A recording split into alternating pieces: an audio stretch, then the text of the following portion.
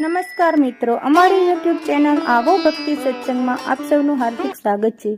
તો મિત્રો, આપણે આજના વિડીયોમાં જેઠ માસની સુદ પક્ષની જે નિર્જરા એકાદશી, જેની ભીમસેની એકાદશી પણ કહેવાય છે, તેની આ વિડીયોમાં કથા સાંભળીશું। તો વિડીયોના અંત સુધી બધા બન્યા રહેજો। વિડીયો પસંદ આવે તો લાઈક કરી, ચેનલ પર નવા હોય તો ચેનલને આજે જ સબસ્ક્રાઇબ કરી લેજો, જેથી કરીને આવા અવનવા ધર્મ ભક્તિના વિડીયો આપ સુધી પહોંચતા રહે। હવે મિત્રો, આપણે કથાની શરૂઆત કરીશું।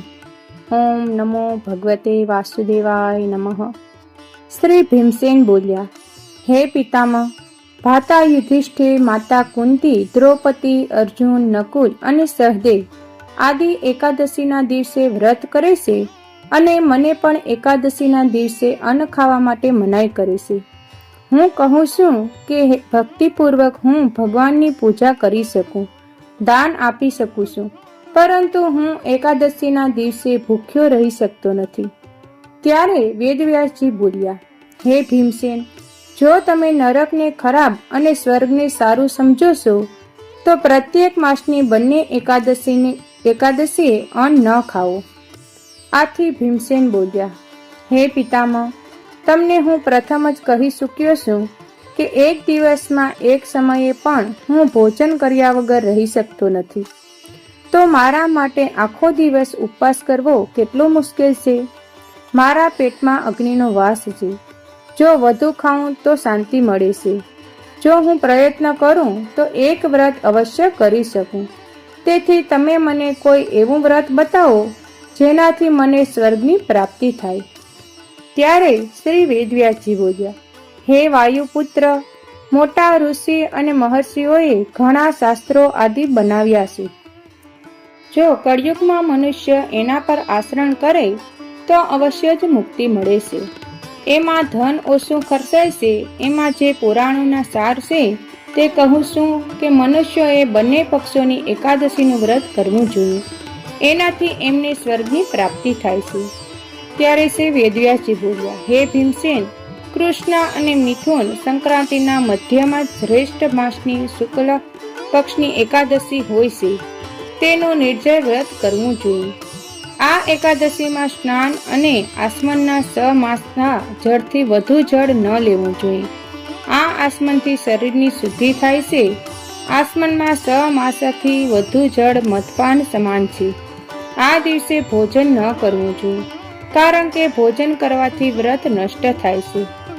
જો સૂર્યોદયથી સૂર્યાસ્ત સુધી મનુષ્ય જળપાન ન કરે તો તેને 12 એકાદશીઓનું ફળ મળે છે। દ્વાદશીના દિવસે સૂર્યોદયના પહેલા ઉઠવું જોઈએ, તે પછી ભૂખ્યા બ્રાહ્મણને ભોજન કરાવવું જોઈએ, પછી સ્વયં ભોજન કરવું જોઈએ।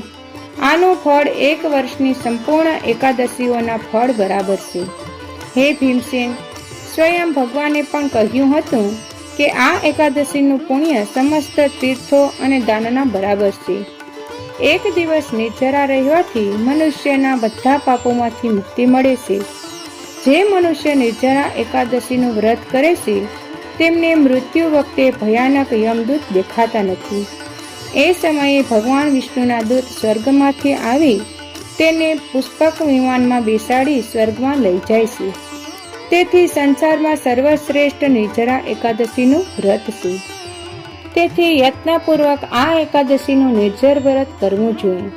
એ દિવસે ઓમ નમો ભગવતે વાસુદેવાય મંત્રનું ઉચ્ચારણ કરવું જોઈએ।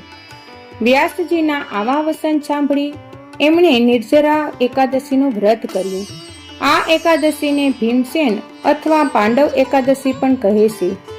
નિર્જર વ્રત કરતા પહેલા ભગવાનની પૂજા કરવી જોઈએ અને એમને વિનંતી કરવી જોઈએ કે હે ભગવાન, આજે હું નિર્જરા વ્રત કરું છું, તો બીજા દિવસે ભોજન કરીશ। હું આ વ્રત શ્રદ્ધાપૂર્વક કરીશ, તેનાથી મારા બધા પાપ નષ્ટ થઈ જાય।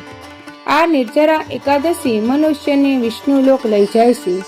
જે મનુષ્ય આ દિવસે અન્ન ખાય છે તે ચાંડાલ સમજવો જોઈએ, તે અંતે નરકમાં જાય છે। બ્રહ્મ હત્યા, મદપાન કરનાર, ચોરી કરનાર, ગુરુથી દ્વેષ કરનાર, સત્ય ન બોલનાર આ વ્રત કરે તો સ્વર્ગમાં જાય છે। હે કુંતી, જે પુરુષ અથવા સ્ત્રી આ વ્રતને શ્રદ્ધાપૂર્વક કરે છે તેમના નિમ્નલિખિત કર્તવ્ય છે. એમને પ્રથમ વિષ્ણુ ભગવાનની પૂજા કરવી જોઈએ, તે પછી ગૌદાન કરવું જોઈએ, તે દિવસે બ્રાહ્મણોને દક્ષિણા, મિષ્ટાન આદિ આપવું જોઈએ. નિર્જરાના દિવસે અન્ન, વસ્ત્ર, શસ્ત્ર આદિનું દાન કરવું જોઈએ. જે મનુષ્ય આ કથા પ્રેમપૂર્વક સાંભળે છે અને વાંચે છે એમને સ્વર્ગની પ્રાપ્તિ થાય છે. તો મિત્રો, આ વિડીયોમાં આપણે નિર્જરા એકાદશીની કથા સાંભળી, તેનું મહત્વ સાંભળ્યું. વિડીયો પસંદ આવ્યો હોય તો લાઈક કરજો. હવે નવા વિડીયો સાથે મળીશું. ત્યાં સુધી સૌને જય સિયારામ, જય શ્રી કૃષ્ણ.